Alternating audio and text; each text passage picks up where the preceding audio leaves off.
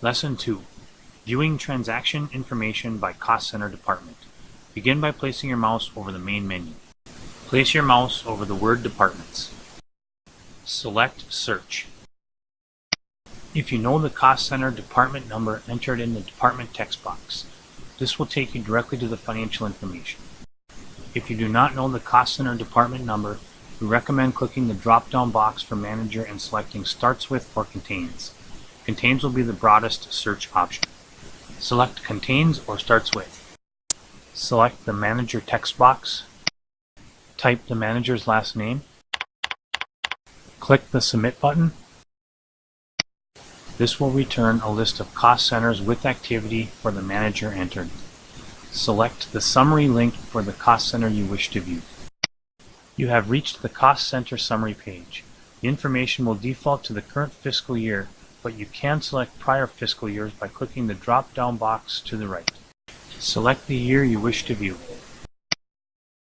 Once a fiscal year is selected, the information will default YTD, year to date, through the most recent month.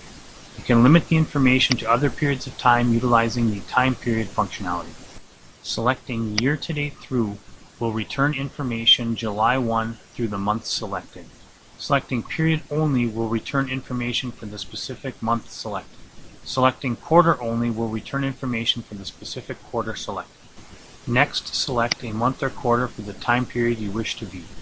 Select a period from the drop-down menu. Close is through the end of the fiscal year. The figures are based on the period of time selected. The figures in blue can be selected to see detailed transaction information for budget, MTD, month-to-date actuals, actuals, year-to-date actuals, and encumbrances, purchase orders not yet paid. The balance equals budget less actuals and encumbrances. Let's view supplies and expense actuals as an example. Here is a list of actual expenses for the department. Viewing detailed information on PO purchase orders, voucher ID payments will be covered in additional lessons. Clicking the back button will return us to the previous summary page. We can also view revenue deposits using WISDM. Let's select the revenue non-sales credit actuals as an example. Select the figure in the actuals column. Here is a listing of revenue transactions for the department. The back button will return us to the previous summary page. This concludes viewing transactions by cost center.